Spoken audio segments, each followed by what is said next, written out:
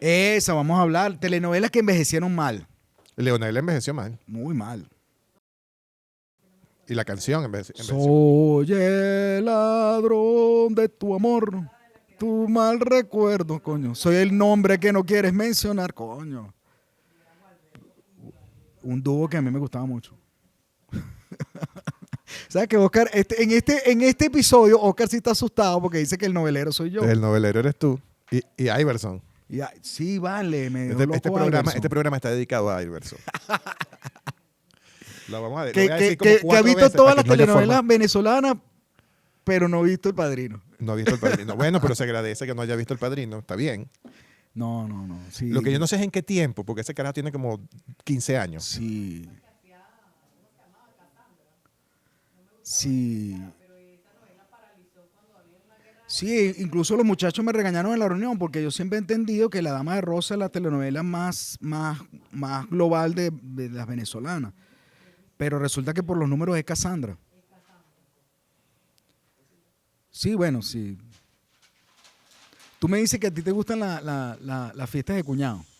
No es que me gustan las fiestas de cuñados, es que yo creo, o sea, yo nunca tuve muchos cuñados, por casualidad. Y ahorita tengo como una, como ver la proliferación de los cuñados en mi vida. Y entonces me di cuenta que uno tiene cuñados es para hablar mal de los que no están en la fiesta.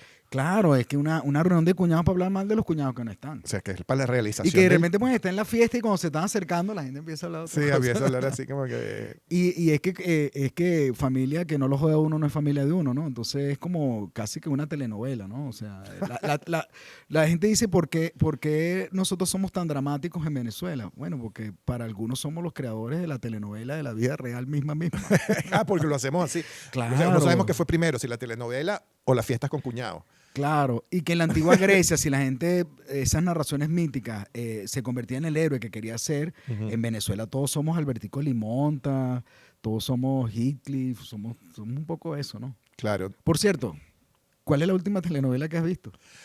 Ay, chamo, la última eso de verdad va a sonar así como apócrifo, pues, o sea, la última telenovela que yo vi fue Abigail. Y la vi casi completa, casi. Sí, bueno. Y eso merita. Bueno, un placer culposo ver a Abigail. Hasta cierto punto. Yo la última telenovela que vi, le estaba comentando aquí a mis amigos de producción, fue Ciudad Bendita, que la estaban repitiendo. Y de verdad, o sea, Marisa Román y Roque Valero de verdad hacen una tremenda dupla, ¿no? En esa novela. Lo que pasa es que tú sí ves novelas buenas. No, es que a veces te queda pegado. Es como no sé, como hay otro placer culposo que es muy telenovelesco, que es Lifetime. O sea, a veces yo digo que yo no veo nada de Lifetime, pero si en mi casa también veo algo en Lifetime y veo que el pastor Gozón está saliendo con una monja que se escapa del convento de noche, que claro. pareciera una telenovela venezolana. Bueno, pero es que fíjate tú, además todo lo que tocas decir me llama la atención porque es que la telenovela toca una fibra profunda en el venezolano, que es el chisme. Exacto. De hecho, lo que estábamos hablando, o sea, hay gente que era muy... Primero que la gente ve la telenovela como cuando estábamos hablando del fascismo, como algo de antes. O sea, me estaban diciendo unos muchachos en estos días, profe, pero es que yo no he visto ninguna telenovela. Y digo, no has visto ninguna telenovela, pero lo que te constituye como individuo de este país en este momento es producto de todas las telenovelas que vieron tus padres y todas las telenovelas que vieron tus abuelos.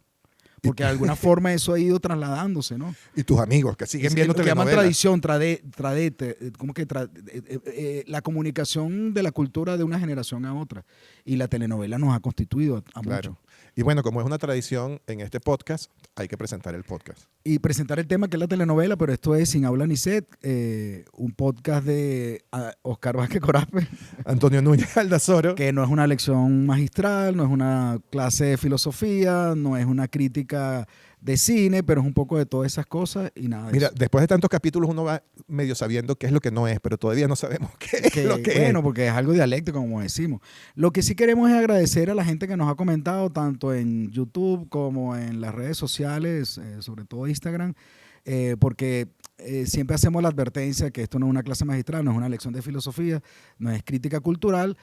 Pero me dijo un amigo mío en estos días, Antonio, si van a hablar de cine, hablen de películas, ¿no? O sea, bueno, me pareció interesante. nosotros hoy vamos a hablar de telenovelas y vamos a hablar de algunas telenovelas que nos han marcado y que creemos que han marcado la sociedad venezolana misma. Bueno, vas a hablar tú de las telenovelas porque tú eres un gran consumidor de ese producto cultural. Sí, pero lo que decía, los muchachos dicen, no tengo nada que ver con las telenovelas y a ti te ha constituido la telenovela. Claro, ese es mi caso. O sea, Sí. yo creo que todas mis relaciones de pareja han pasado de alguna forma por estadios telenovelescos. Y de chisme. Y de chisme, juntas. Entonces, salvo esta última. Pero todas las demás han sido así, y han sido así porque yo estoy constituido por la sociedad que me tocó vivir, pues. Pero fíjate tú una cosa que tienen las telenovelas. Las telenovelas, como para poder hablar de que es una telenovela, para que no decir que es una serie, no decir que es un unitario, no decir que es una vaina, la telenovela tiene una estructura. Sí. Y es esa estructura, que esa es una idea que yo siempre he tenido respecto a la telenovela, es la estructura que posibilita que la gente entienda la telenovela. O sea, la forma en que ella es efectiva simbólicamente es que no te salgas de la estructura. Mientras más lejos te pares de la estructura, más cosas tú tienes que explicar en la telenovela. Claro, y que son estructuras dramáticas que están en la vida real, que ese tipo de producto cultural lo representa y por lo tanto la gente se ve identificada, ¿no? Claro, pero fíjate tú, ¿qué cosas hacen una telenovela? Primero, casi siempre hay una lucha entre mujeres. Como eres tú, pensaba que me iba a decir una lucha de clase. No. Que la vi en la telenovela venezolana. Pero Representado. también de alguna forma hay una lucha de clases, pero no una lucha de clases en los términos en que lo plantea, Claro. por ejemplo, el marxismo o la guerrilla. No, o sea, es la lucha que hay en la telenovela Sí, la pugna. es una pugna por el ascenso social, pero queda evidenciado, eso suena como muy arrecho, pero la verdad es que el ascenso social es simplemente que la muchachita de barrio termine casada con el millonario o que herede la plata de la familia a la que ya realmente ella pertenece. Todas estas cosas que yo estoy diciendo son estructurales a casi cualquier telenovela. Hay una lucha entre mujeres, siempre hay una mala que se opone a la buena, siempre la historia, la protagonista es la buena, aunque hemos visto casos de novelas que tienen unas estructuras distintas o que plantean unas estructuras más abiertas de quién es el protagonista o cómo es que funciona eso del protagonismo en la historia de la telenovela. Existe la diferenciación de clases sociales, siempre tiene que ser evidente. Hay un proceso de humillación y vejaciones contra esa protagonista. El bueno o sea, el que sería el objeto del deseo de la muchacha Sí, pobre que es protagonista, siempre pareciera un tipo que la caga al principio, así en esos términos, y termina redimido de alguna forma al aceptarla a ella. Sí, muy machista, ¿no? Sí, muy machista además la cosa. Se redime en el proceso. En casos horrorosos como Leonela, bueno, yo no sé, pero en esta historia la cuestión es que se redime siempre el muchacho. Hay un trayecto heroico un viaje del héroe femenino, que eso los griegos se les partiría la cabeza porque nunca lo hubiesen hecho así, jamás hubiesen puesto a una mujer como héroe. Nosotros en la telenovela un poco está centrado en esa figura femenina, aunque casi siempre pareciera víctima, de alguna forma ocurre un proceso de viaje hacia la liberación. Y no sé si me falta alguna otra cosa de las diferencias de las clases sociales. Bueno, esa estructura dramática, bueno, siempre tienes que poder identificar quién es la buena, quién es el objeto del deseo y quién es la mala. Sí, porque tú lo dices muy bien, es lo esperado por el público y lo sabe los que detentan el control de la producción cultural, ¿no? En este caso, Venezuela fue, mejor dicho, ¿verdad? Un país muy importante, ¿no? Después de la llegada de los barbujos a La Habana, hubo una diáspora, una migración muy importante de cubanos a Venezuela, entre ellos Delia Fiallo, que ya había hecho unos pininos en la telenovela cubana, que eso para algunos es el génesis de la cuestión, como dices tú, de esta cuestión seriada que además, como dicen los americanos, soap, comedia sopa o comedia de jabón, perdón, porque primero tiene el carácter comercial de que era por serie para que la gente estuviera enganchada a eso que llamas tú, pero que era patrocinada, ¿no? O sea, por eso le llamaban la comedia de las 9 o la sopa, ¿no? O el jabón. Que indistintamente en los Estados Unidos uno u otro eran los patrocinantes, pero digo esto porque una de las primeras telenovelas más importantes y además que inaugura para algunos una época dorada de la telenovela venezolana en los 70 romántica es Esmeralda. Esmeralda. que era Lupita Ferrer y José Bardina, una de las grandes parejas de nuestro... Está fechada en las redes sociales, en la internet como el año 71, imagínate, se está inaugurando una década, una telenovela que además tiene una característica, la protagonista que dices tú, pobre, racializada e incluso con un tipo de discapacidad, porque claro. Esmeralda, que después la otra generación lo conoce como Topacio y después hay otra edición como Esmeralda de nuevo, en las nuevas, perdónenos que siempre decimos que aquí somos boomer, generación X, nos confundimos con esto, pero nuestra referencia, ustedes pongan en los comentarios sus referencias, nuestras referencias pueden ser un poco... Ochenteras. Pero son las fundamentales lo que se hace después siempre, Sí. ¿no? Esmeralda, esta niña pobre, que casi salvaje, que vive en la selva, un poco la estructura que dices tú. Bueno, llega un señor de la ciudad, o sea, era como nuestra estructura muy galleguiana o muy doña Bárbara, y llega este señor a conquistar a esta niña salvaje que además no ve, O sea, es ciega. era impresionante, no era salvaje y ciega. Yo recuerdo Topacio, Sí. que tenía más o menos ese mismo argumento. Sí, es que en el mismo libreto, ¿no? Que eso también vemos cómo esas estructuras no solamente son recurrentes desde el punto de vista mítica, ¿no? O sea, el héroe que tiene un periplo, en este caso, como dices tú, la chica que es pobre y que no sabe que es dueña de la casa y inicia un periplo para descubrir que es la hija del dueño de la casa y por eso la madrastra le hizo la vida imposible y tal. La mala que termina en un manicomio o termina muerta o termina... Claro, termina castigada por las indigente, circunstancias. pero que también casi siempre es mujer. Y esto que hay que ver en estas estructuras que son muy de aquella época, vamos a hablar también de las telenovelas que envejecieron mal, el hombre o el interés amoroso, como dices tú, el protagonista, era el chico rico que supuestamente no sabía lo que estaba ocurriendo, es tan engañado como la protagonista y a veces es muy malo, como no sé, como Armando en Betty la Fea, como todas las novelas estas de Los ricos también lloran, todo esto que él no sabe que él es parte del engaño total y como decías tú, como el chisme que conoce solamente rumores pero no conoce la realidad y al final se redime.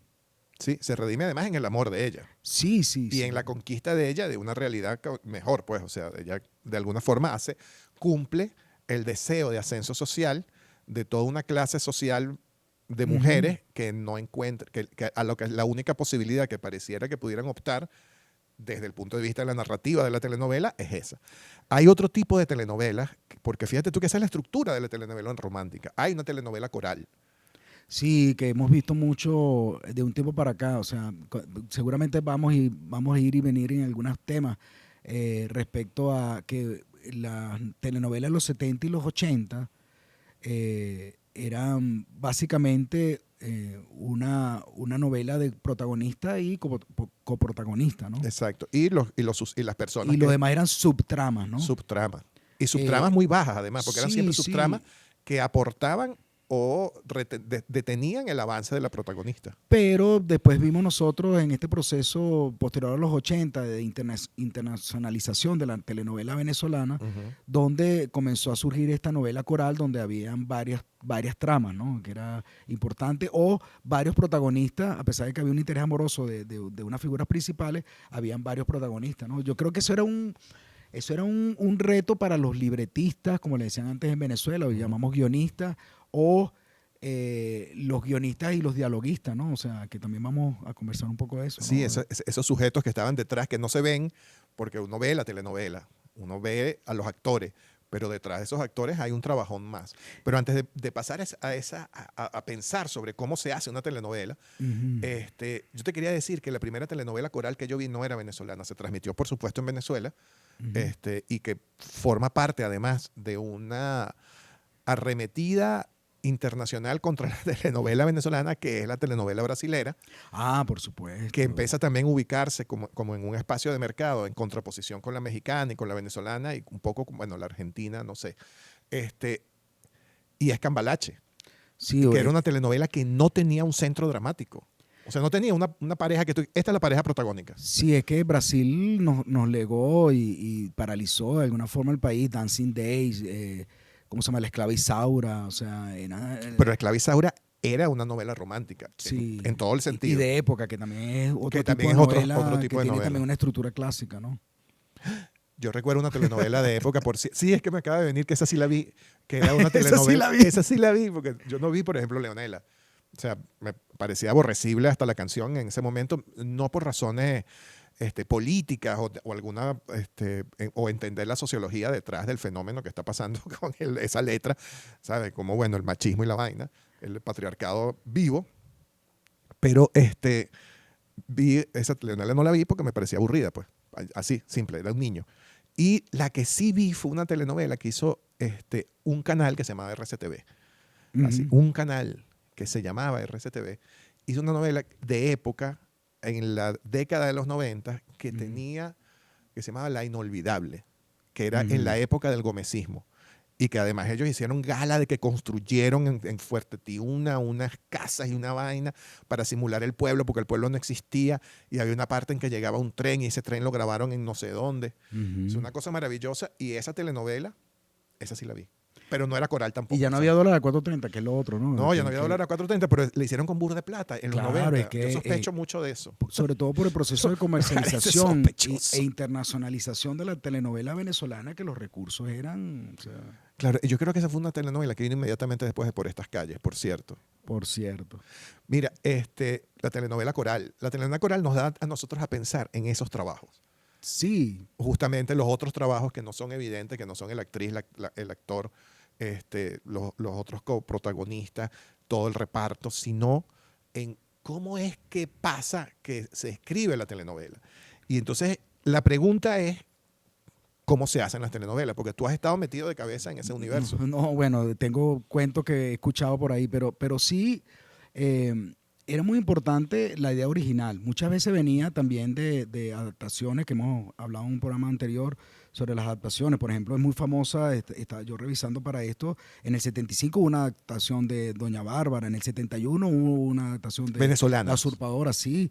Fue muy famoso también en Canal 4 cuando Yus Peraza, se me cae la cédula, discúlpeme, pero para Pero la no gente de mi edad, hubo la trepadora, la trepadora también, sí, sí. Y fíjense que son los ecos de gallegos en todo lo que después vemos también en la novela mexicana, no hablemos de cine, en toda la telenovela latinoamericana. Sí. Hubo un impacto muy grande por eso que dices tú, esas estructuras míticas que después se volvieron estructuras, vamos a decir, el tratamiento de estructuras sociales.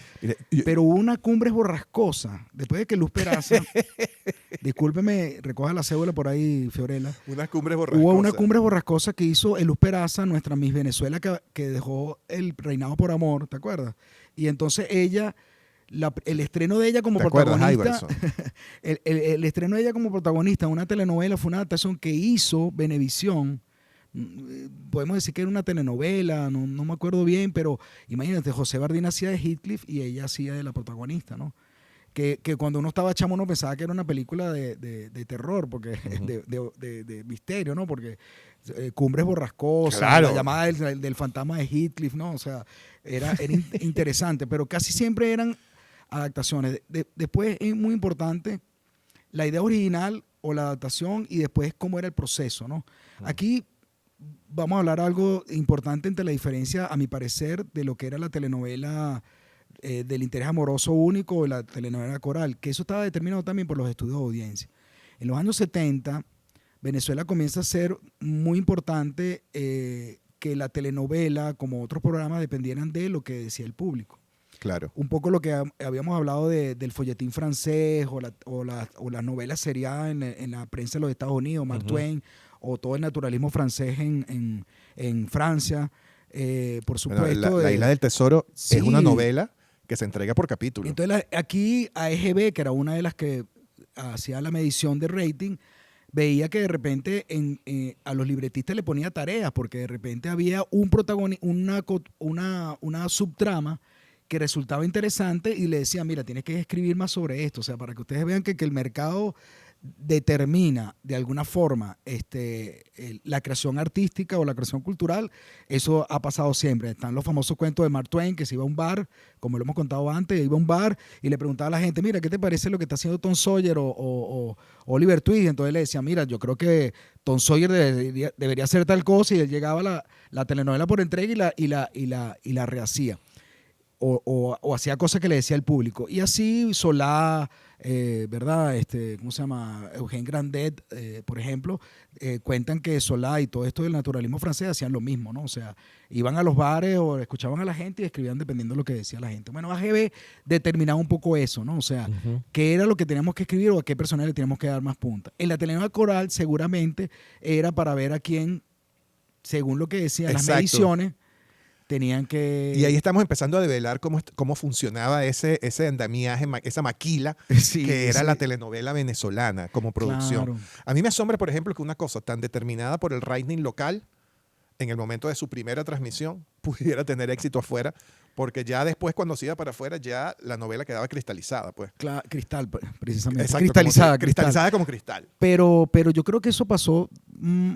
entrado los 80, pero en los 70, eso fue después. En los 70 que empieza esto de AGB, de los estudios de audiencia, el rating, el share, el encendido, eso determinaba mucho la telenovela. Pero ya los libretistas, según los cuentos que yo he escuchado, Alberto Barrera Tisca, el escritor venezolano, que fue guionista después por muchos años en México, y Netflix estrenó hace poco El Misterio del Río, una serie que escribió Alberto Barrera, el escritor venezolano.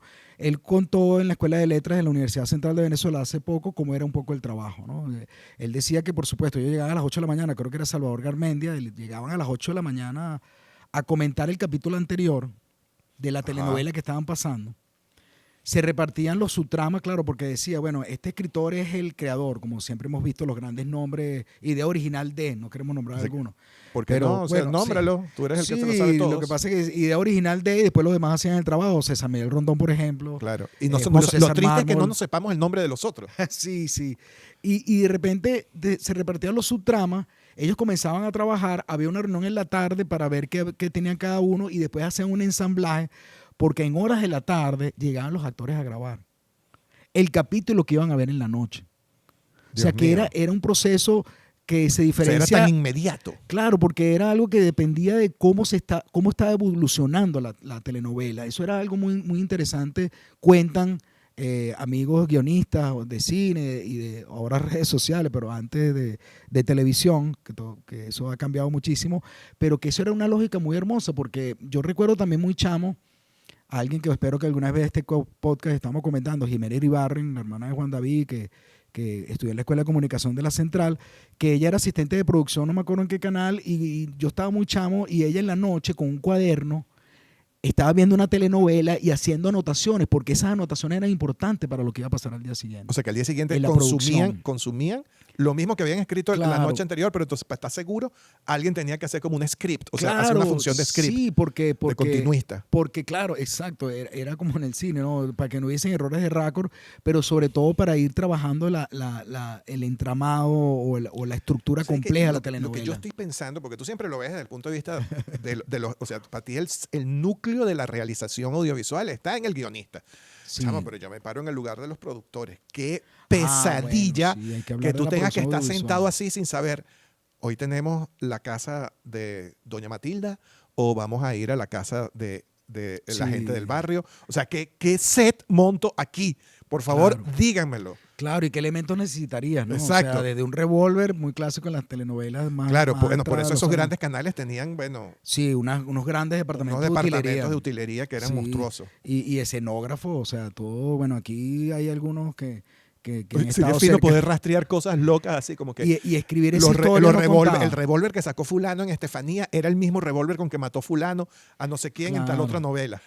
Claro, este procedimiento muy, muy de cuentos de cuando César Bolívar hacía la fotografía, cuando Renato Gutiérrez dirigía, cuando Julio César Mármol y Cabrujas escribían libretos junto a Fausto Verdial, esa época dorada, Salvador Garmendia, nuestra gloria de las letras venezolanas, coordinaba equipos de guionistas. O sea, era muy interesante porque además... Es verdad que era un trabuco. Claro, porque parecía Salvador Fiallo. Y parecía que habían como siempre, Rondón, así como había el bipartidismo en Venezuela, había el bitelevisionismo en Venezuela, ¿verdad? Claro. Había una gran pelea entre Venevisión, la casa de los Cisneros, y Radio Caracas Televisión, que era la casa de los Botón, de los Phelps, de estos señores que después, bueno, se dedicaron a otras cosas, Pero esa gran pelea tenía que ver también como cómo se producían las telenovelas. Porque la gran respuesta de RCTV a esta telenovela y que tuvo en esto de cómo hacerla un impacto muy grande fue el tipo de la calidad, vamos a decir, de libretistas, de guionistas, de dialoguistas que tenía un canal u otro, ¿no? Venevisión siempre contó con Delia Fiallo, la gran cubana que vino además con sus actores, con sus productores, con sus directores a Venevisión. Claro, o sea, ella se trajo a todo el Ella, equipo. sí, o sea, cuando uno ve el negro Lotario en la, O sea, en la eso historia sí de fue una televisión, diáspora. por favor, nosotros hemos descubierto, según las estadísticas de este podcast, que pensamos que le hablábamos a jóvenes estudiantes y según las estadísticas le estamos hablando incluso a personas mayores de 5 años. Pero eso lo dijiste bien, incluso, porque yo estuve revisando las estadísticas y no son que las personas mayores de 65 son el mayor número, no. Son un número importante. Sí. Siguen Lo dije, siendo lo los dije en chamos. el episodio. Sí, Siguen siendo los chamos, no. chamos Bueno, chamos jóvenes. jóvenes, Claro. 24, 35. Bueno, Sí, pero seguimos hablando siempre de que si usted tiene sus telenovelas preferidas juveniles de Sol a Sol para acá, ¿verdad? Sí. De Alba Marina con el proyecto M y Karina para acá. Exacto. Que yo la vi completica. Bueno, comenten, hagan los comentarios. Pero esta lógica de producción de las historias cambió con la industrialización que va más adelante. Pero lo que podíamos llamar, yo no sé si está en la estructura del programa, que vamos a hablar de la televisión, de la telenovela cultural, el canal Sí, 2, pero el canal 2 respondió con escritores venezolanos, con personas que venían del teatro, con una imbricación muy sincrónica o bien sincronizada con lo que se estaba haciendo en cine. O sea, porque hablamos de cabrujas, teatro, cine y televisión. O sea, que era algo muy importante desde el punto de vista de producción de simbólica que se estaba haciendo en esa época y que para mí fue muy de importante. hecho, todos ellos eran actores de teatro, actores de telenovela y actores de televisión. Exacto, o sea, había... Y de cine. Y sí, o sea, televisión, cine, teatro. por eso, como dijiste tú en nuestro primer episodio sobre el cine venezolano, yo creo que con la telenovela podría pasar algo igual. Y como dice Iverson, uno de nuestros productores, muy emocionado en la reunión, de que muchas de las telenovelas que vamos a nombrar aquí o están completas, algunas en YouTube, o como pasó con la hija de Juana Crespo, que me estaban comentando ahorita, hay algunos clips. Algunos clips. Y hay clips de Esmeralda, con José Bardina y Lupita Ferrer, que también no comentábamos que eso eran como los íconos, ¿no? Ahí también se empezó a hacer el Star System. Mira, para algunos. Yo quiero hacer un disclaimer, ¿sabes? Esas cosas que llaman disclaimer aquí, de que es imposible que nosotros hablemos de todas las telenovelas venezolanas, No. porque esa producción, primero que es muy diversa, es enorme y además requeriría también un nivel de erudición Sí, que, bueno, en enorme. estas dos mentes brillantes no está.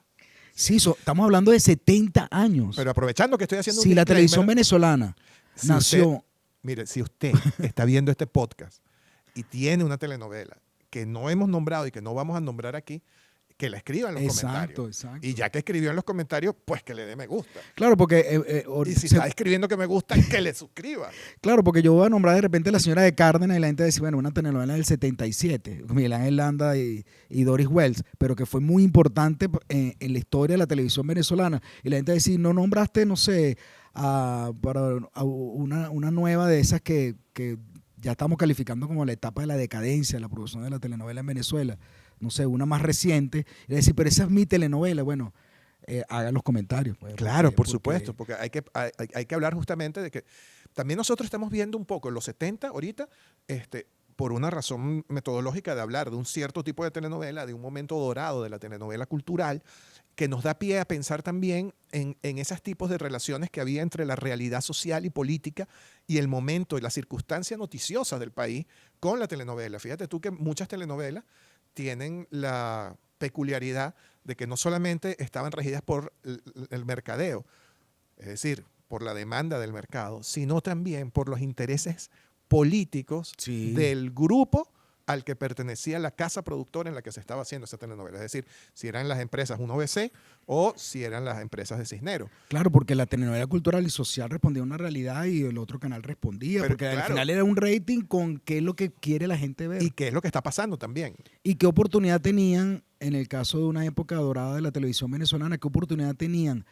libretistas, guionistas, dramaturgos venezolanos de mostrar en la televisión cosas como el famoso cuento de Román Chalbaud, de por qué hace su transición del teatro al cine para llegar a más gente.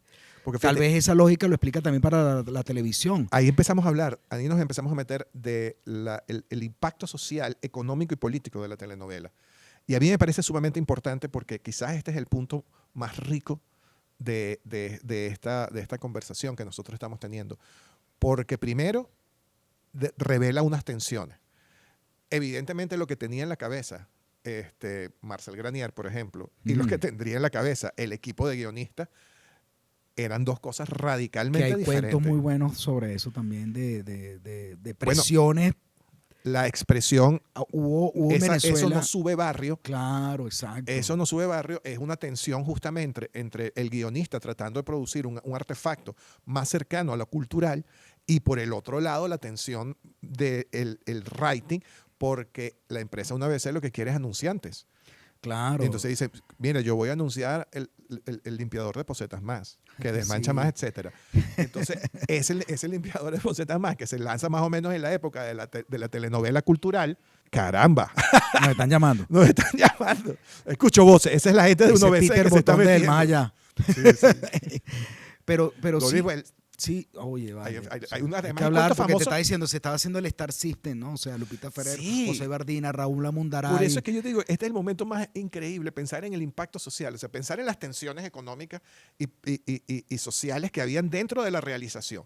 Después, cómo tú construyes un Star System. Más adelante, porque tenemos que hablar más adelante, ya salgamos de los 70, tenemos que hablar más adelante. En el proceso de internacionalización también hay otro proceso y es la construcción de una industria paralela a la de la telenovela, a la de realización audiovisual, que es la industria de la música. Entonces, cómo la telenovela además potencia la industria musical venezolana en la época en que también, igual de los dos polos, 1BC, Fundación Cisnero. Entonces, están los dos polos aquí puestos uno al lado del otro, y está de este lado Sonorrotben y del otro lado, ¿cómo era que se llama? ¿Cómo era? Sonorrotben y Sonográfica. Y Sonográfica. Pero fíjate, y la televisión del Estado tuvo grandes telenovelas. Sí. La Dueña con Amanda Gutiérrez y Daniel Alvarado, nuestro recordado actor Daniel Alvarado, fue una telenovela hecha en la televisión estatal. Y eso fue un exitazo, yo. Claro, claro. Y lo que dices tú, las relaciones, vamos a decir, esas tensiones eran tensiones también de intereses, como No lo puedo has evitar sumado. decir, La Dueña no era la que está basada en el Conde de Montecristo. Sí, Es como un eco de un programa anterior. sí, y bueno, esas estructuras, es que vamos a ir para atrás y para adelante, esas estructuras estaban en nuestras telenovelas, ¿no? Y era sumamente importante, ¿no? Hombre rico, hombre pobre, o sea, un poco Ligenela de Rubén Blades, después Ligenela con Guillermo Dávila y Alba Roberts a principios de los 80. Esas estructuras muy, muy, muy, muy novelescas de la novela universal, como dijimos al principio, permearon a esa narrativa. Pero esas tensiones son importantes porque yo creo recordar un cuento que me echaron una vez sobre los libretistas, o sea, los escritores y las escritoras de este canal que hemos nombrado varias veces, y no lo quiero nombrar mucho, que los presionaron a que no iban a hacer algo. Ellos dijeron, bueno, nos vamos. Y no irse era que en la noche no iba a haber capítulo. Eso era terrible.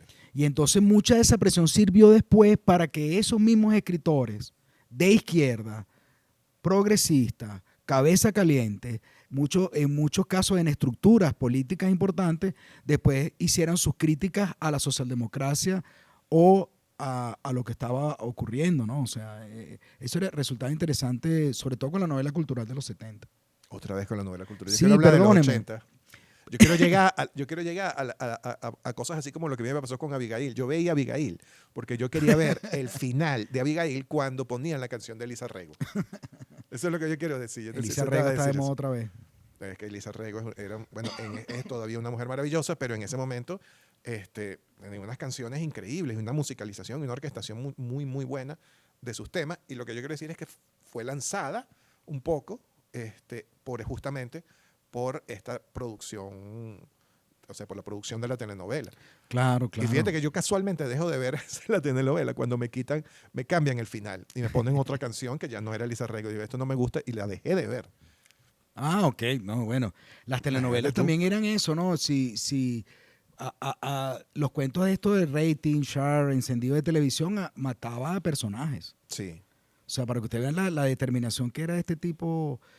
Otra salvedad que tenemos que hacer, como que disclaimer, advertencia, es que estamos hablando de la telenovela venezolana, pero estamos hablando también, como decías tú, del impacto regional en zona periférica de lo que fue la telenovela latinoamericana y caribeña, ¿no? O sea, ya hemos asomado Cuba, pero Puerto Rico, Argentina, Brasil, como tú asomaste ahorita, México. México, por supuesto, eran algo sumamente importante. Y ahorita con el streaming es muy importante, como decíamos, pueden ir a YouTube, pero pueden ir también a muchas de los servicios de televisión por streaming que están reeditando telenovelas de hace muchos años. O sea, no quiero nombrar ninguna, pero tú puedes ver muchas novelas clásicas venezolanas, brasileras. Por ejemplo, ahorita en mi casa hay gente viendo Avenida Brasil. Sí, bueno, yo voy a tener que verla porque es una novela Sí.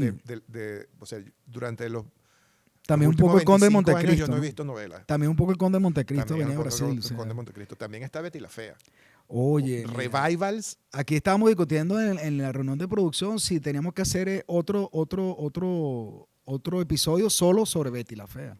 Mira, podría hacerse además como para hablar de Betty la Fea, de una O serie yo que de, quiero hablar de mi teoría de Cobra Kai en Betty la Fea. claro, de los epifenómenos que Claro, abordan Betty la Fea. La gran heroína de Betty la Fea no es Betty, Pero fíjate, es Marcela. el impacto Anótamelo social. ahí. Algún día como Cobra Kai van a ser La telenovela. Marcela. Marcela. Porque Marcela es la verdadera protagonista de Betty la Fea. No, no es la verdadera protagonista. Marcela es la víctima. heroína. Ella es una víctima. Pero es la que mantiene su posición. Sí, no lo que sé. pasa es que es una tipa que está parada sobre sus cabales. Pues. Pero bueno, Siempre y cuando salga la peliteñía, todo va bien. pero mira, esto de la relación que dices tú entre un poco la mezcla de intereses, habían los intereses corporativos, Ujú. eso se vio incluso hasta la telenovela de los 90, con la relación que tenía la telenovela con la realidad venezolana. Por supuesto era distinto a los 70, que perdone que lo vuelva a decir, por ejemplo, la señora de Cárdenas a finales de los 70. O sea, que, mira, es que yo le decía ahorita aquí a las amigas. Mire, yo necesito decir telenovelas de los 80 para poder compensar la vaina, pero es que yo... Pero que en una telenovela, la protagonista, en el primer capítulo descubra en el saco de su esposo el mensaje de amor de un amante. Ese es el caso de la señora de Cárdenas. O en el caso de Natalia de 8 a 9, que era una pareja que solamente de 8 a 9 conversaban. O sea, el cacho en este caso, hablando del chisme entre cuñados, era algo que podía ser en la telenovela como algo muy, desde el punto de vista de la estructura dramática, algo que motorizaba un poco el guión. En el caso de la telenovela cultural de los 70, era mostrar la sociedad en la que vivíamos. Claro, pero también eso pretendía la telenovela de los 90, solo que con un sesgo ideológico. En ambos casos tenían un sesgo ideológico, Ok. pero el sesgo ideológico se hace mucho más evidente porque el 1BC ya había estado en guerra justamente con el componente ADECO del gobierno de Lucinchi y después con el gobierno de Carlos Andrés Pérez. Claro. Entonces las empresas 1BC atacaron porque ya tenían un proyecto político que ellos querían encarnar y se sentían además por encima del aparato legal y constitucional venezolano. Ya desde esa época ya tenían esa práctica. Ese canal que corresponde a las empresas 1BC, que sí le voy a decir aquel canal que se llamaba RCTV, ellos tenían un interés en posicionar una visión política. Y hacen una telenovela que todo el mundo está esperando que la nombremos, porque bueno, todo el mundo pasa por ahí, pues, o sea, es un gran referente que es Por estas calles. Claro. Por estas calles operó como un aparato de propaganda ideológica para atacar y promover hacer cercana la idea de la necesidad de un cambio radical de la sociedad venezolana que beneficiara a las clases populares, pero se hiciera a partir de valores de la derecha. ¿Por qué? Exacto. Porque uno de los principales actores en el sentido de sujeto que acciona dentro de la trama era el bendito hombre de la etiqueta.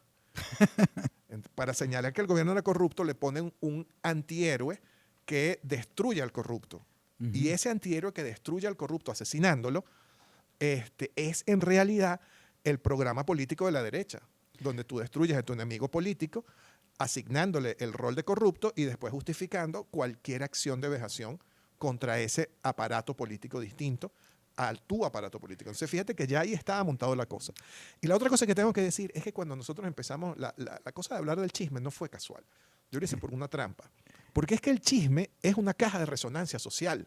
Claro, el rumor. El rumor. En comunicación política, el rumor. En comunicación política el rumor, pero también en el aparato ideológico. Cuando yo chismeo, yo pongo un sentido en común contigo. Sí. O sea, yo te echo un chisme sobre alguien y yo estoy poniendo una serie de escala de valores en común contigo.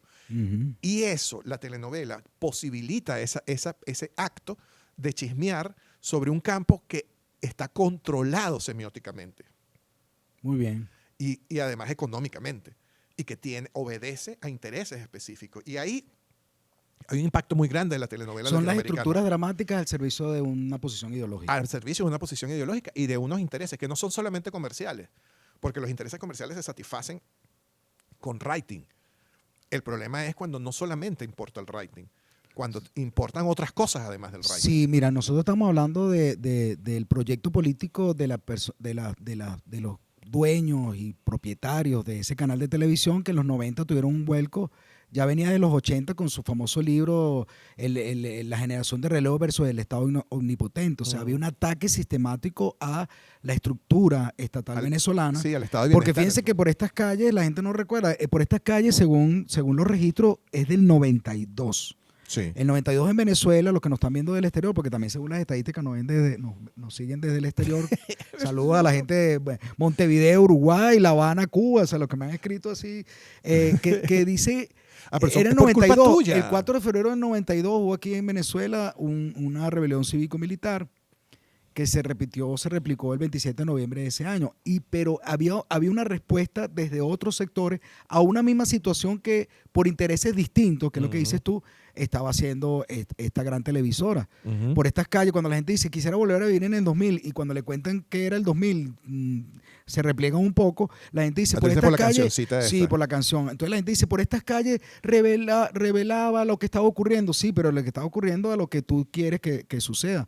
Un gobierno represor, o sea, una estructura gubernamental de mucha represión social, una diferencia o una brecha social muy grande, que es lo que critican también, una delincuencia de verdad desatada. Uno recuerda el primer capítulo Por estas calles, que también no era tanto una romantización, pero ahora con los años uno aprecia que está muy mal hecha esa parte, pero que es un atraco a la maestra, se va el revólver a su casa, que la hace nuestra gran actriz María Alejandra Martín, pero o sea, era una crítica muy dura, pero una gente dice, una crítica social, una crítica a un estamento político que querían cambiar por unos intereses particulares. Claro, y además... Otra vez nos pusimos a hablar de la economía política. Y hacia una radicalización. Pero es que ahí está, la telenovela está ahí. Claro. Yo me pregunto cómo habrá sido la telenovela brasilera durante la dictadura, a qué intereses respondía, porque O Globo era uno de los grandes realizadores de telenovela y uno de los grandes apoyadores de la dictadura, o sea, de los que justificaba la dictadura. El grupo Clarín produce telenovelas en Argentina. Sí, estaba pensando en Argentina. Exacto. Sí. Y bueno, las grandes telenovelas acá, la de Andrea del Boca, que acá fueron un éxito, ¿no? Ajá, o sea, exactamente. Y bueno, en México, la Televisa y el PRI. Entonces... No es que el PRI haya sido una dictadura, pero fue una democracia bastante choreta en los últimos años, pues. Muy a la democracia puntofijista. Pero ahí hay una cosa que me interesaba como señalar, que se me disolvió en la mente. Lo de la música, la relación con la música. No, ya la música ya la dejamos. No, pero era importante porque era parte también de los conglomerados corporativos que se estaban creando en Venezuela, además que se creó una respuesta del Estado en cuanto a la ley de monopolio, lo famoso de los cisneros, que te vendían un refresco, te vendían la comida rápida, te vendían la telenovela y te ponían el supermercado. O sea, estábamos viendo un monopolio, una fortaleza, una clase social, política, económica basada en una estructura monopólica que se tuvo que detener de alguna forma y que ha creado los cambios que hemos visto en las últimas décadas.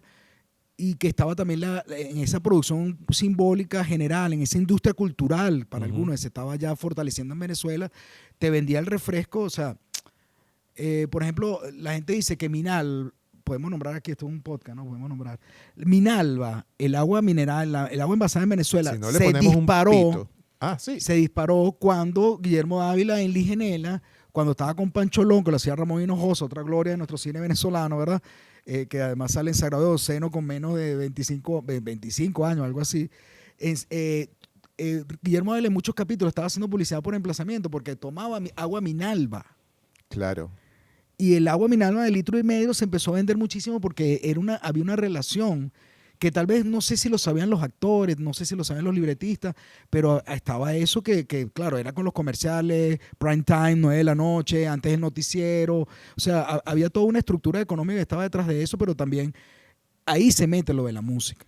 Mira, Y que tiene un efecto con lo del 83, cuando la gente habla de por qué Giordano y Ilan Franco de Vita, que ahora desdicen de Venezuela, están en el exterior, todo este rollo, ellos surgen por una crisis interna en Venezuela que se dio en febrero del 83 con el Viernes Negro, que estaba hablando hace poco por casualidad, y en ese auge, en esa crisis, que no pueden importar actores, porque las telenovelas, otra vez, de los 70 y los 80, Sabú, quizás sí, quizás no, o Maritrini con Maite, de Ayúdala, eran extranjeros los que hacían las letras de la música, pues, o sea, los intérpretes. Sí, que el Puma hizo el tema de Juana Crespo, el Puma hizo algunos temas, pero básicamente eran artistas internacionales. Cuando se da lo del Viernes Negro del 83 y comienza este boom de que surgen estos artistas y que son ya no pueden traer enlatados artistas y empieza esa imbricación que el tema de la novela era importante para el mercadeo de la discográfica. Por supuesto. Entonces, como dijiste tú hace rato, Sonográfica con RCTV y Sonorotven con Venevisión, Grupo Cisnero y Grupo Margranier, Botón, toda esta gente fue el 1BC. El 1BC tenían toda esa maquinaria bien engrasadita que después arremetió contra ellos, que es lo otro.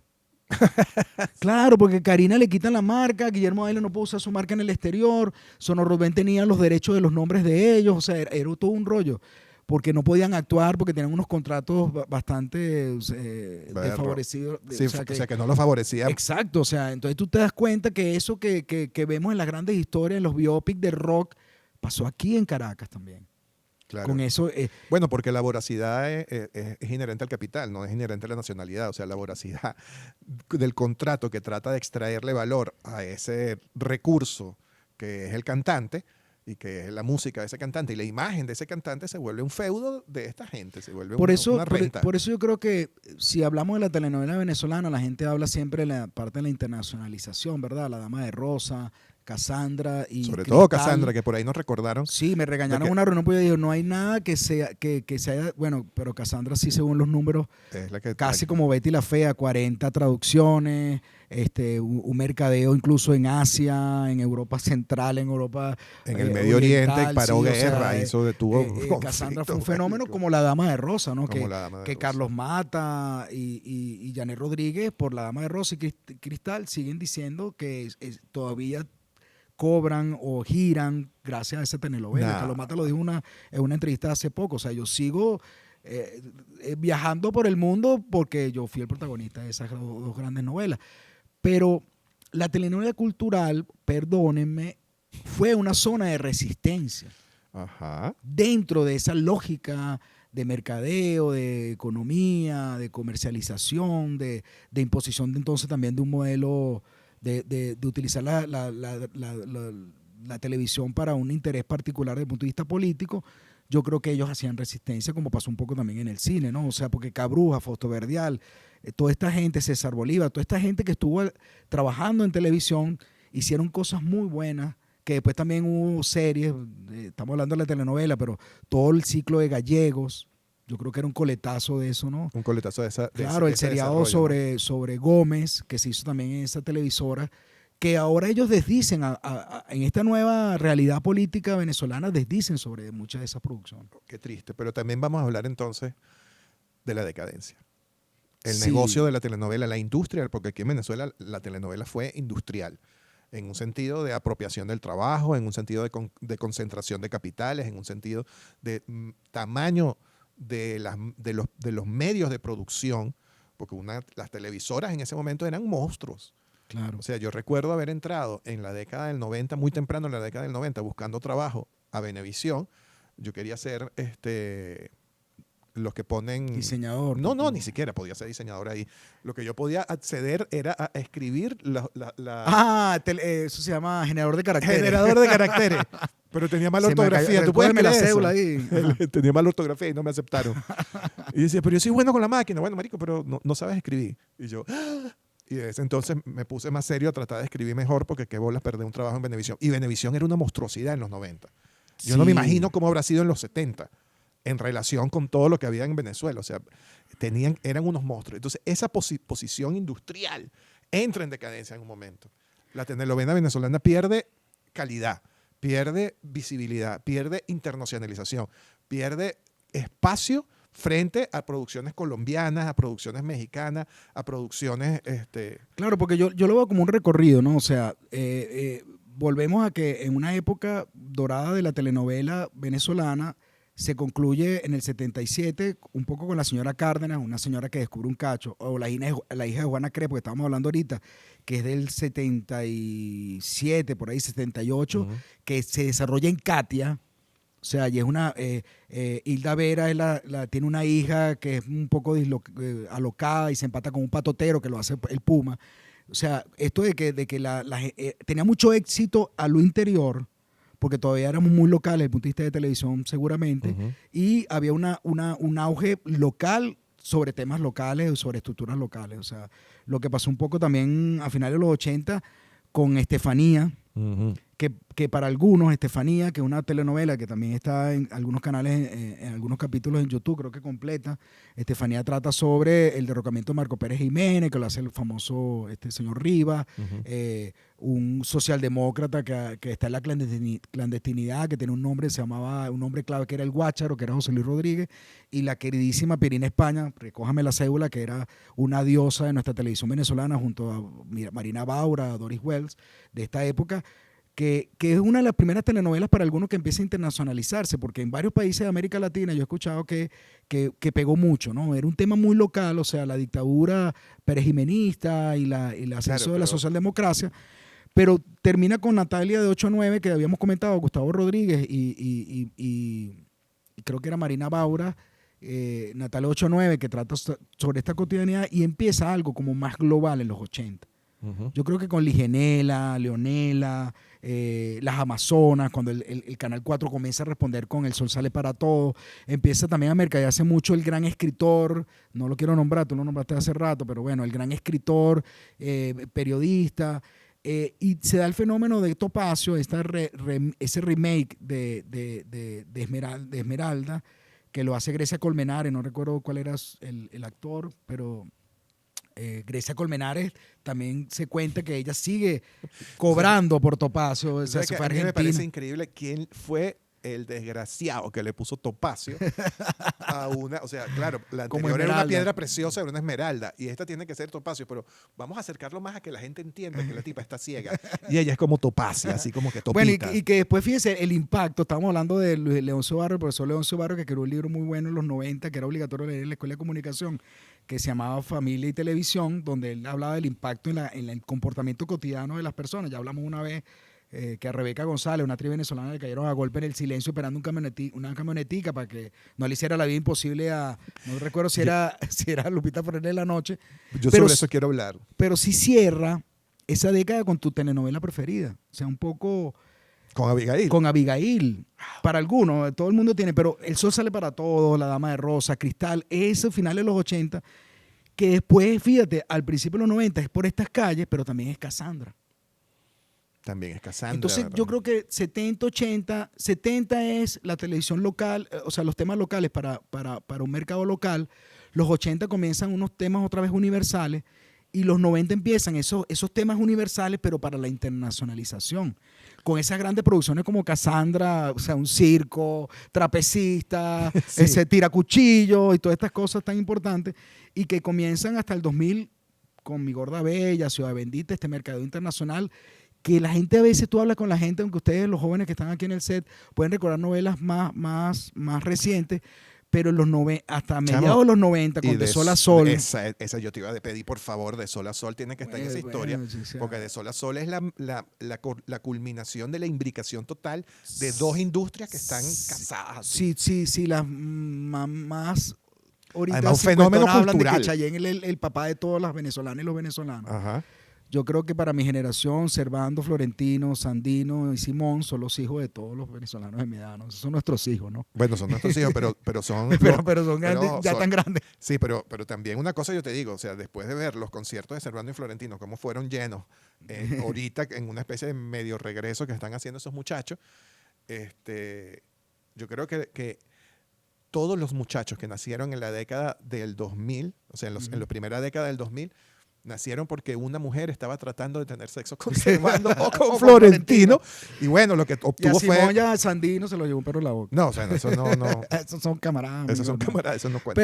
Pero fíjate, es interesante porque entonces en los 90, hasta de Sol a Sol, que todavía era, incluso estaba muy unido a lo que estábamos hablando de esa imbricación entre el mercadeo de los proyectos musicales, Salserín, y después el proyecto unitario de Servando y Florentino, y entre Tú y Yo y todas estas telenovelas juveniles que también son muy importantes en los 90, Ujú. ya hay una expansión, pero después de mediados de los 90, ¿Qué hay? por eso es que la gente dice, no, que la crisis empezó del año 99 para acá, la crisis estructural venezolana. No, la gente no recuerda, como decíamos, el febrero del 83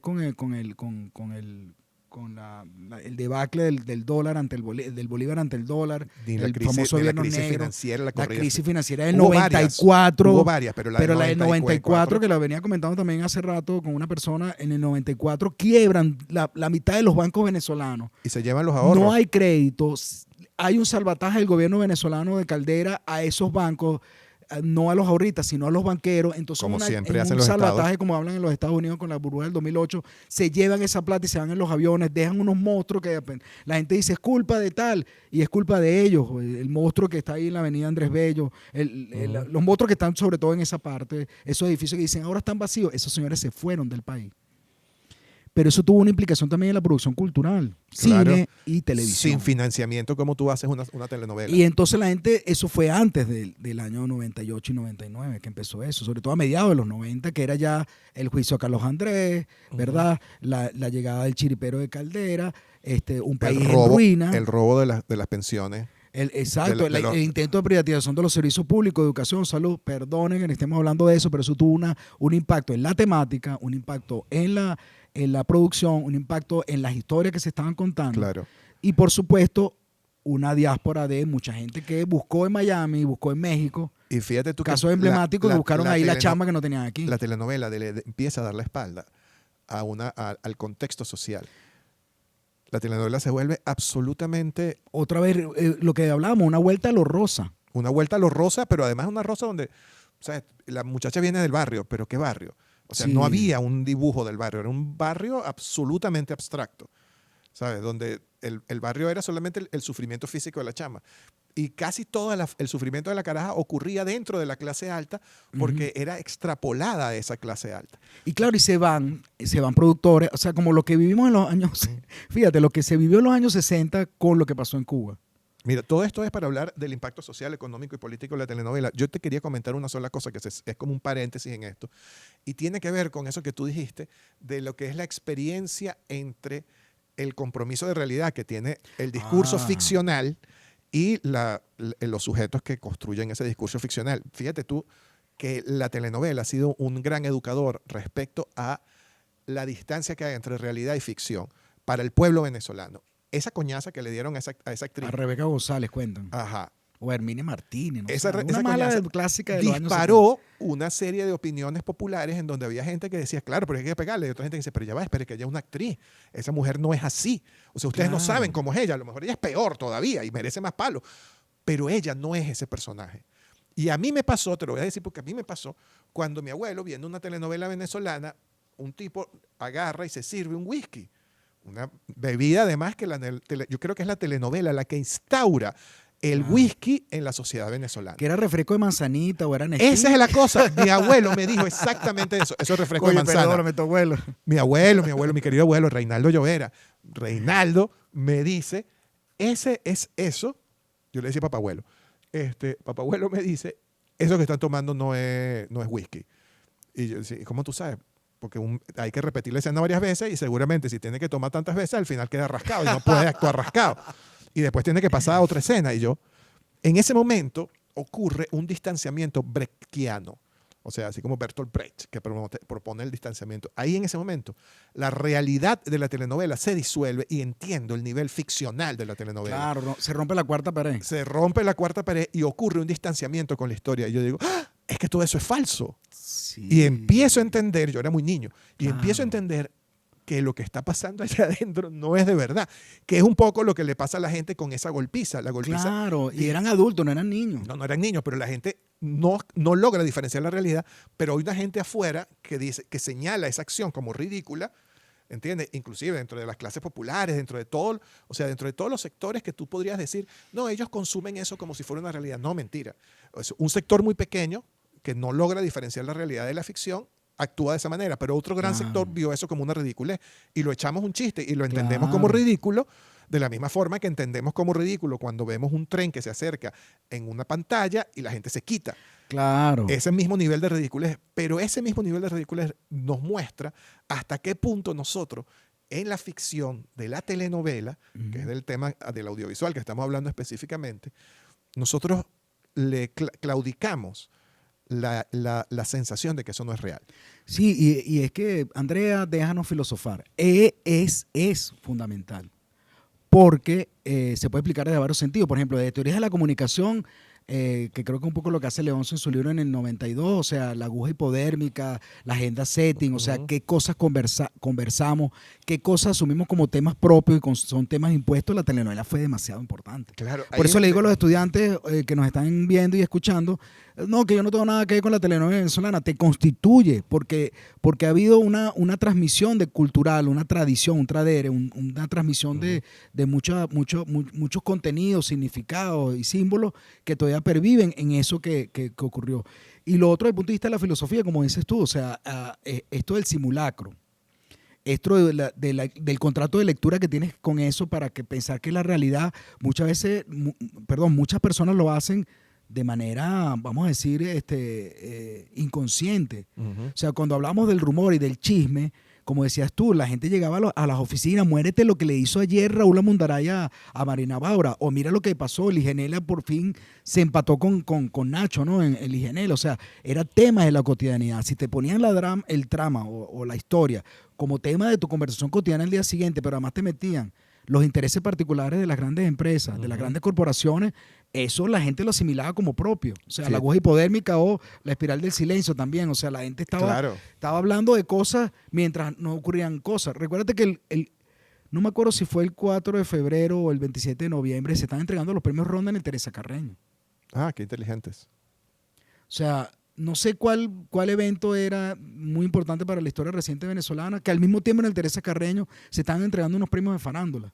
Sí, la gente decía, no puede ser. O sea, es como lo de ahorita, lo de Corea, ¿no? Golpe de Estado en Corea. Si yo veo K-pop, soy feliz. Soy K-pop Y oigo K-pop. Me lo dijo un estudiante. O sea, allá no pueden haber golpes de Estado. O sea, mira, ahí hay una cosa que como para cerrar. ¿estamos cerrando? Sí, estamos cerrando. Ya esto se acabó. Para cerrar, que no sea un que top 5, concluye, por favor, de telenovela. que concluye de alguna manera todo lo que tú estabas diciendo justamente sobre la aguja hipodérmica, justamente sobre la reproducción de sentidos, justamente sobre la cristalización de simulacros como formas de vida, simulacros además que solamente puede potenciar la élite, y esto es una conclusión de todo esto, es que la telenovela ha servido para reforzar el status quo a nivel histórico en Latinoamérica, no solo en Venezuela. La telenovela latinoamericana refuerza el status quo. Refuerza el status quo, pero queríamos denos 5 minutos para telenovelas que envejecieron mal. Telenovelas que envejecieron mal. Este es el momento de las telenovelas que envejecieron mal. Solamente vamos a comentar, creo yo, 2 telenovelas que envejecieron muy mal y además eran de esa televisora que como ahorita fue el 50 aniversario de Saturday Night Live, hicieron un conteo de los sketches o de los temas que utilizaron que envejecieron muy mal, sobre todo racismo, machismo, xenofobia, que tratan de modo ahorita hablar de eso. Bueno, en primer lugar, para mí, una telenovela que envejeció muy mal, si vamos a un top de la menos a la más, es Abigail. Mi querida preferida. Abigail, claro. Porque si Abigail está en 5º año de bachillerato, tiene 17 años. Y el profesor tiene 35. Profesor está graduado del pedagógico y ya es profesor 27 para arriba. 27 para arriba. Entonces, algo que ahorita, que en esa época... Pero ya en esa época era delito. Claro, exacto. Y aún así, Y entonces, pasó si por la la calle, telenovela pasa por un periodo, no me acuerdo cuánto, 1, 2, 3 años, él tiene 30 y ella tiene 20 años, ¿no? Entonces, Sí. algo que ahorita sería un escandalazo, en ese momento era muy romantizado. Catherine Fulop, nuestra diosa también, fíjese, parte de la diáspora que se fue a Argentina, hizo otra carrera, o estamos hablando de la decadencia, y ¿cómo se llama? Ay, Dios mío. Fernando Carrillo. Fernando Carrillo, Que era su profesor, y era muy romántico eso, pero definitivamente el top de las novelas que terminaron mal, o sea, que envejecieron muy mal, y esto nos va a acompañar muchísima gente, es Leonela. Es que hasta la canción envejeció mal. Sí, pobrecito Gualberto y Barreto, ese dúo que siempre comentamos. Pero es que Leonela, en su primer capítulo, sufre una violación en la playa por un tipo borracho, ¿verdad? Y que después todo el viaje de la heroína y del héroe es que en el último capítulo los venezolanos lo que querían era que se casaran y terminan casándose. Después de que ella lo rechazó, como dice la canción, soy un mal recuerdo, soy el nombre que no quieres mencionar, aquella noche un vagabundo tomó tu inocencia, o sea, envejeció muy mal. Sí. Ahora, en el sketch de Saturday Night Live, muy bueno, ahorita por el 50 aniversario, Tom Hanks, que es el que presenta eso, dice algo muy cómico. ¿Cancelamos eso o cancelamos el público que era lo que quería ver y que lo aplaudió? Es una reflexión muy, muy del final de esto de epifanías de Sí. sin habla ni sed, ¿no? El momento O sea, epifánico. el momento de la epifanía es que, como dice Tom Hanks, nosotros hicimos esto, pero era porque ustedes se ríen y ustedes lo pidieron. Y aunque Abigail y Leonela envejecieron muy mal, Sí, la gente los ratings indiscutibles y la internacionalización en el caso de Abigail fue brutal. Sí, exacto. Fue toda Latinoamérica consumiendo eso. Claro, ni hablar de Mariela del Barrio, no nos da tiempo de hablar de Betty la Fea, que también uno ve el maltrato laboral. Bueno, hay una sola cosa como para terminar, como finalmente el destino de la heroína. Porque la telenovela funciona en realidad porque todo el mundo sabe lo que va a pasar. Lo único que uno quiere ver es cómo. Exacto. De qué manera ocurre lo que ya sabemos que va a pasar. No es el final, sino el camino para Sino llegar. el camino, exacto, la circunstancia. Es decir, la anécdota. Aquí, a diferencia de todo lo que tú le explicas a la gente, que es importante, aquí lo importante es la anécdota en esta realización de ficción, en esa narrativa. Pero la cuestión es que al final, es la clase social alta lo que salva a la humanidad.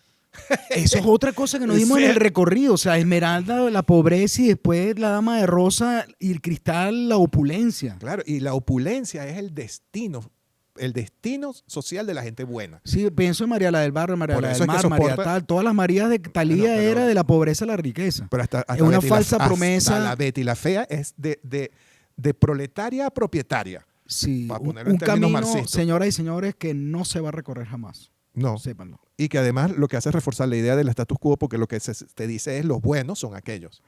O sea, fíjate tú, ese mundo se llena de gente buena, porque los pobres que ascienden allá son los buenos. Bueno, vamos a cerrar porque si no... Si no, nos van a despedir. Yo, Le pedimos, por favor. Alba Marina con Karina y el Proyecto M me pareció maravillosa. O sea...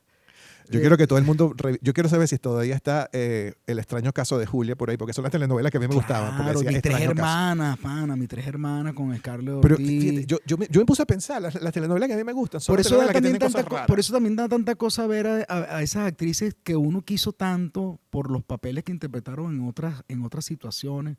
Porque bueno, nos habían pedido que comentáramos también, o sea, el Paseo de la Gracia de Dios, esa respuesta de novela social que empezó a hacer también Venevisión. Claro.